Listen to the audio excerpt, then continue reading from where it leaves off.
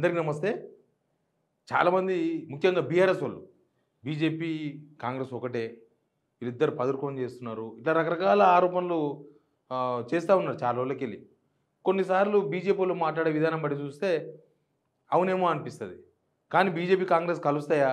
ఈ ఉత్తర దక్షిణ ధృవాలు అసలు ఆడ మోడీ, రాహుల్ గాంధీ కొట్లాడుతున్నారు. అట్లాంటిది తెలంగాణలో బీజేపీ, కాంగ్రెస్ కలిసి ప్లాన్లు చేసి కలిసి చేసే ప్రయత్నం చేస్తారా? కొందరు అంటారు ప్రాంతీయ పార్టీలను నాశనం చేయడానికే బీజేపీ, కాంగ్రెస్‌లు 2 ఒకటే స్టాండు. ఇట్లాంటి చర్చ కూడా ఉంది రాజకీయాల్లో. ప్రాంతీయ పార్టీలు బతుకొద్దు వాళ్ళకి. బీజేపీ, కాంగ్రెస్ కొట్టుకుందాం. కానీ ప్రాంతీయ పార్టీలు వస్తే వీళ్ళిద్దరిట్లో ఒకరే ఉంటారు. ఒకరు పోతారు. తమిళనాడులో లేదా? తమిళనాడులో 2 జాతీయ పార్టీలు లేవు. ఓన్లీ ప్రాంతీయ పార్టీలే ఉన్నాయి 2 అక్కడ. డీఎంకే, అన్నా డీఎంకే. కర్ణాటక పోతే కర్ణాటకలో 2 జాతీయ పార్టీలే ఉన్నాయి. ప్రాంతీయ పార్టీలు అన్నీ చచ్చిపోయినాయి. ఆడ జేడీఎస్‌ని చంపేసిండ్రు కింద మీద పడి. కానీ ఎక్కడ పోయినా సరే ఉంటే 2 జాతీయ పార్టీలే ఉండాలి. లేకపోతే మన ఇద్దరికి ముప్పు అనేది ఉంటది వాళ్ళకు. కానీ అంశాల వారీగా ఉంటది. మిగతా అంశాల్లో కూడా ఉంటదా అనే అనుమానాలు కలుగుతూ ఉంటాయి. జస్ట్ ఇది పొలిటికల్ ఆరోపణ అయి ఉండొచ్చు బహుశా. బీజేపీ, కాంగ్రెస్ కలుస్తాయా? బీజేపీ, కాంగ్రెస్ కలిసి రాజకీయాలు చేస్తాయా? అనేది ఒక పెద్ద చర్చ అయినా పెద్ద అనుమానం కూడా ఇది. కొంతమంది లీడర్లు కొలాబరేట్ అయ్యి ఉండొచ్చు.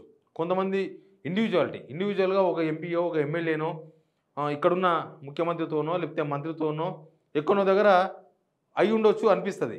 కానీ ఇప్పుడు పరిణామాలు చూస్తుంటే చాలా అనుమానాలు రేకెత్తున్నాయి. నేను కొన్ని బోర్డు మీద రాసిన. ఒకటేందంటే మూసీ విషయంలో బీజేపీ డబుల్ డ్రామా ఆడుతుంది. ప్రజల విషయంలో కూడా. బీఆర్ఎస్ విషయంలో బీజేపీ వాళ్ళు ఏమన్నా డ్రామాలు ఆడుకొని బీఆర్ఎస్ వాళ్ళు చూసుకుంటారు. కానీ ప్రజల విషయంలో మూసీ విషయానికి వద్దాం. మూసీ విషయంలో మేము వ్యతిరేకిస్తున్నాం. ఒక్క ఇల్లు కూలగొట్టనీయం అని చెప్పి పోయి ఆడ మంచం వేసుకొని పండుకున్నారు ఒకరోజు రాత్రి. పండుకున్నాక నెల రోజులకు మంచిగా అంతకన్నా ముందు వాళ్ళు అసలు మూసీ విషయంలో సపోర్ట్ చేయలేదు. అదొకటి ఉంది. మూసీ విషయంలో అసలు సపోర్ట్ లేదు.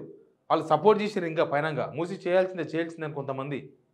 తర్వాత మూసీ నిద్ర చేసి లేదు వీళ్ళు కూడా మూసీ విషయంలో కొద్దిగా ప్రజల వైపే ఉన్నారు. దీనిలో ఏదో నడుస్తుంది. ఆ వ్యవహారం వీళ్ళు కొద్దిగా అలర్ట్ అయి ఉన్నారు అనిపించింది. తీరా చూస్తే ప్రపంచ బ్యాంకుతో 4,100 కోట్ల రూపాయలు అప్పు ఇప్పీనికే కేంద్ర ప్రభుత్వం సమ్మతం తెలిపింది. ఉత్తగా సమ్మతం తెలుపదు కదా. ఇక్కడున్నోళ్ళు ఎవరో లాబింగ్ చేస్తేనే తెలుపుతుంది. రేవంత్ రెడ్డి ఇక్కడున్న బీజేపీ కొంతమంది నేతలతో లాలూచి పడ్డాడు. లేకపోతే బీజేపీ వాళ్ళే రేవంత్ రెడ్డితో లాలూచి పడ్డారు. ఇట్లాంటి చాలా ఆరోపణలు, విమర్శలు ఉన్నాయి. మరి ఎవరు లాబింగ్ చేసినారో కానీ ప్రపంచ బ్యాంకుతో అప్పు అనేది మన తెలంగాణ శాఖ ఫస్ట్ టైం తీసుకుంటున్నాం. నాకు తెలిసి వైఎస్ రాజశేఖర రెడ్డి కూడా తీసుకోవాలి. 2009 వైఎస్ రాజశేఖర ముఖ్యమంత్రి అయ్యాడు. 2004 నుంచి 2024 వరకు మన ప్రపంచ బ్యాంకుతో ఎప్పుడు అప్పు తీసుకోలే. చంద్రబాబు నాయుడు ముఖ్యమంత్రి ఉన్నప్పుడు ప్రపంచ బ్యాంక్ అప్పు చేసిందట. మనం ప్రపంచ బ్యాంక్ అంటే ప్రపంచ బ్యాంక్ జీతగాడు అని చెప్పి కమ్యూనిస్ట్ పార్టీ వాళ్ళు విమర్శించే వాళ్ళ పట్ల. మళ్ళీ ఇప్పుడు ప్రపంచ బ్యాంక్ అప్పు కోసం రేవంత్ రెడ్డి తిరుగుతున్నాడు.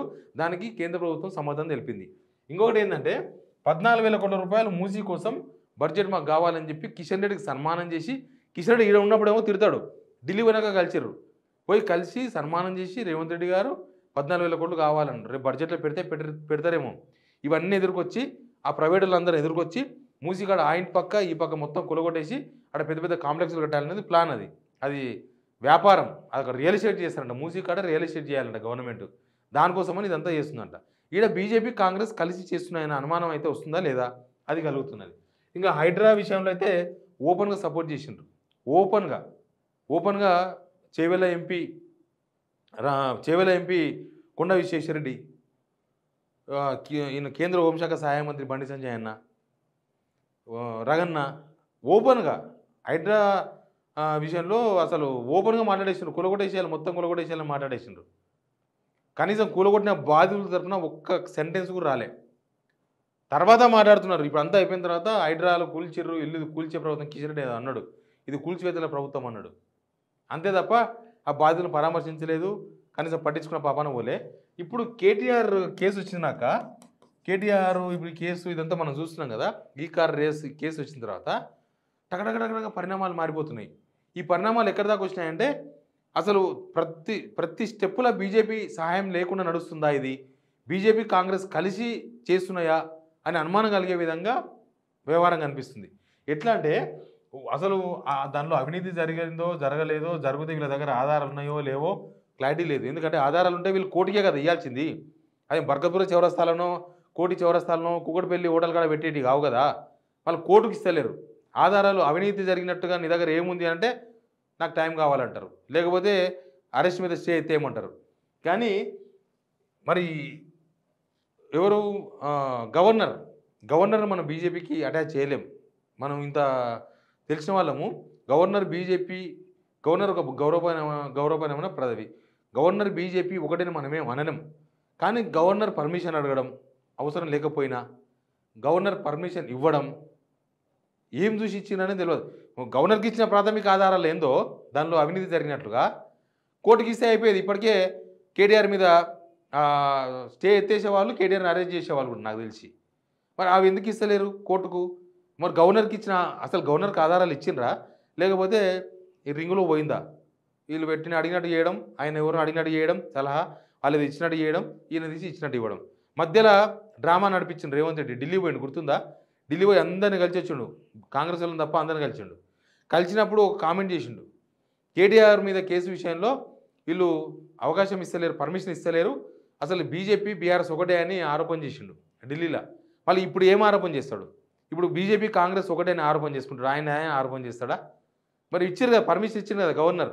అసలు అదే అంటున్నా, ఈయన పోయి కలవడము, ఏదో అడిగినట్టు వేయడము, ఓ విమర్శ చేయడము, తర్వాత పర్మిషన్ రావడము, పర్మిషన్ వచ్చిన తర్వాత ఏసీబీ కేసు ఫైల్ చేయడము, ఒక్క రాత్రి పండుకొని లేచే లోపల ఈడీ రావడం, ఈడీ కూడా కేసు బుక్ చేయడం, ఈడీ కూడా విచారణకు పిలవడం, ఇదంతా కూడా ఏదో పదురుకొని వీళ్ళు కలిసి మాట్లాడుకొని చేసినట్టుగా అనుమానాలు కలిగే విధంగా అనిపిస్తుంది వాతావరణం.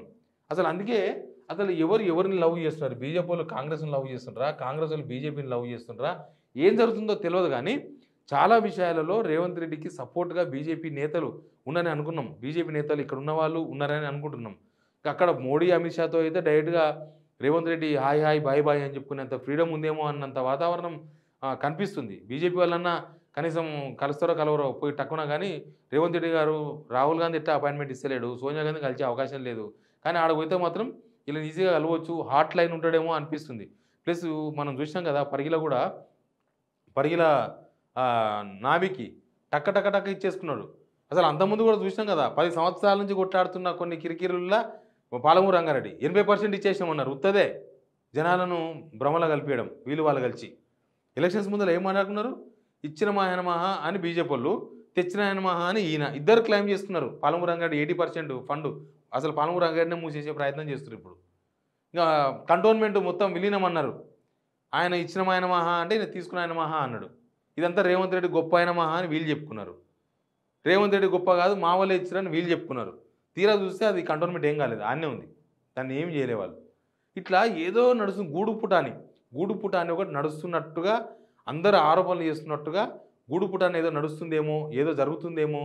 ఇక్కడ రేవంత్ రెడ్డి వీళ్ళందరితో మిలాఖత్ అయ్యిండా? నేను కాంగ్రెస్ కూడా అన్నాను, ఎందుకంటే ఒరిజినల్ కాంగ్రెస్ వాళ్ళు ఎవరు బీజేపీతో మిలాఖత్ అయ్యే అవకాశాలు ఉండవు. కానీ ఇక్కడ రేవంత్ రెడ్డి కొంత మిక్స్డ్ కదా. రేవంత్ రెడ్డి ఒరిజినల్ కాంగ్రెస్ అని అన్నికే ఎవరు ముందుకు రారు. కాంగ్రెస్ వాళ్ళే అనలేరు, ఆయన కూడా అనలేడు. ఆయన కూడా నేను ఒరిజినల్ కాంగ్రెస్ అని చెప్పలేడు, అది అనుభవం.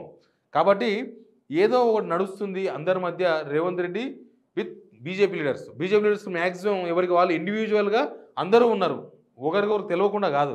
ఆయన ఒకరిని తెలియకుండా ఒకరు అందరూ మేనేజ్ చేసినట్టున్నాడు. మోడీ తెలియకుండా అమిత్ షా తెలియకుండా మోడీని, వాళ్ళిద్దరు తెలియకుండా కిషన్ రెడ్డిని, ఇలా ముగ్గురు తెలియకుండా రఘునందన్ను, నలుగురు తెలియకుండా బండి సంజయ్ని, ఈ నలుగురు తెలియకుండా ఇంకొకరిని. ఇట్లా మొత్తానికి ఏదో ఒక గూడుపుట అయితే నడుస్తున్నట్టుగా కనిపిస్తుంది. ఈ గూడుపుట అనేది చూస్తే ఏమనిపిస్తుంది? వాళ్ళు చేసే ఆరోపణలు కరెక్టేనేమో, వాళ్ళు కలిసి చేస్తున్నారేమో. అట్లే పరిస్థితులు మనకు ఎవరు వచ్చి బయటకు వచ్చి చెప్పరు. సిచ్యువేషన్ చూసి మనం అర్థం చేసుకోగలం. ఆ సిచ్యువేషన్ అట్లా కనిపిస్తుంది. కాబట్టి ఏం జరుగుతుందో తెలియదు. కానీ బీజేపీ కాంగ్రెస్ కలిసి ఏదో గూడుపుట నడిపిస్తున్నట్టుగా కనిపిస్తుంది. Please subscribe signal TV.